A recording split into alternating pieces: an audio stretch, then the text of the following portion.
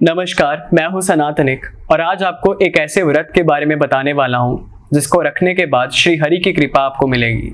भगवान नारायण जो इस संसार के आधिपति हैं, जो आदि पुरुष हैं, उनकी कृपा प्राप्त करने के लिए एक ऐसा सर्वश्रेष्ठ व्रत है जिसको करने से उनकी कृपा शीघ्र प्राप्त होती है, पुण्य फल की प्राप्ति होती है।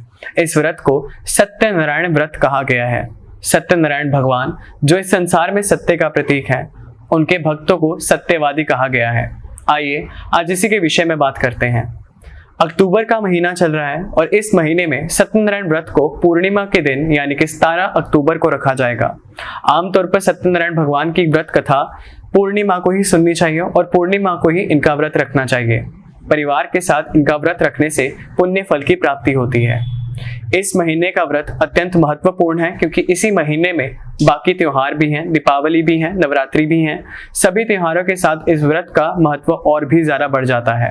पौराणिक कथाओं के अनुसार नैमिषारण्य नामक तीर्थ में शौनादिक 88,000 ऋषियों ने महर्षि सूत से पूछा कि प्रभु, कलयुग में जो मनुष्य वैदिक विद्या रहित हैं, उनके उद्धार का क्या कारण है, उनके उद्धार का क्या माध्यम है। इसी के ऊपर महर्षि सूत ने उन्हें कहा कि यदि आप जन कल्याण के लिए विचार रखते हैं तो आज मैं आपको एक ऐसे दुर्लभ व्रत के बारे में बताने वाला हूं जिसको रखने के बाद अपनी मनोकामनाओं को पूर्ण करना संभव होगा।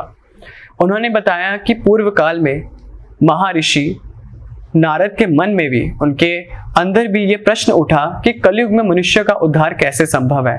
वे जब ब्रह्मांड में विचर रहे थे तब उन्होंने ये देखा कि संसार में हर कोई दुखी है, भूमंडल पर कोई भी ऐसा मनुष्य नहीं है जो चिंताओं से रिक्त हो। तब उन्होंने अपना प्रश्न भगवान श्री हरि से पूछा, जो लक्ष्मीपति विष्णु थे। उन्होंने उन्हें बताया कि मुनि श्रेष्ठ, मैं आज आपको एक ऐसा व्रत बताने वाला हूँ जिसको रखने से मनुष्य सत्यवादी रहेगा, चिंताओं से रिक्त रहेगा। क्योंकि यदि देखा जाए तो चिंताओं का जो कारण है, जो आधार है, वो झूठ है। चिंताओं का जो आधार है वो माया है और यदि मनुष्य इस व्रत को रखेगा तो वो माया के ऊपर अपना अधिकार, आधिपत्य, कंट्रोल पाने में संभव होगा।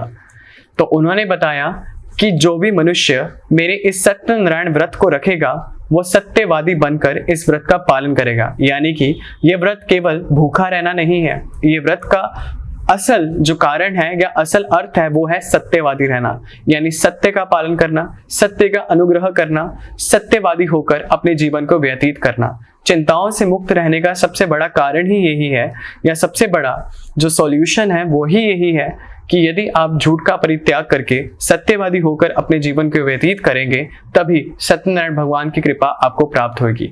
यही इस जो पूरे कथा है उसका आधार है। इसी के साथ जुड़ी काफ़ी और कथाएं भी हैं जो काफ़ी फेमस हैं, प्रभावित की जाती हैं। उसके अनुसार मैं आपको बता दूं कि कई कथाओं में बताया गया है कि जिन लोगों ने सत्यनारायण व्रत की संकल्प किया था पर बाद में वो इस व्रत को पूर्ण नहीं कर पाए थे, उन्हें इस व्रत के दुष्परिणाम भी भोगने पड़े थे। जैसे कि एक राजा की पुत्री थी जिसका विवाह हो गया था।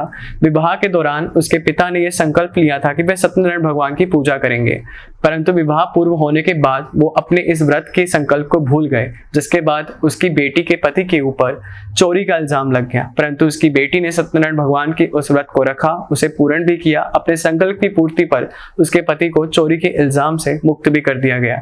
ऐसे भी और बहुत सारी कथाएं हैं जो इस बात को परिमाणित करती हैं कि सत्यनारायण भगवान अर्थात सत्य रूपी भगवान की पूजा करने से मनुष्य के जीवन में सुख, समृद्धि और ऐश्वर्य का प्रवेश होता है। इसी के साथ आज की वीडियो को हम यहीं पर विराम देंगे। सत्यनारायण व्रत कथा जिसके महत्व के बारे में मैंने आपको पहले ही बता दिया है। मैंने आपको कथा कैसे आरंभ की गई ये भी बता दिया है। कैसे भगवान विष्णु ने महर्षि नारद को बताया कि उनके सत्य स्वरूप की पूजा करने से कलयुग में मनुष्य को जो वैदिक विद्या रहित हैं उनका कल्याण कैसे संभव है। और 17 तारीख को सत्यनारायण भगवान की कथा और उनकी पूजा पाठ से अपने जीवन में धन्य धान्य और उसके साथ ही ऐश्वर्य की प्राप्ति करेंगे। जय भगवान सत्यनारायण।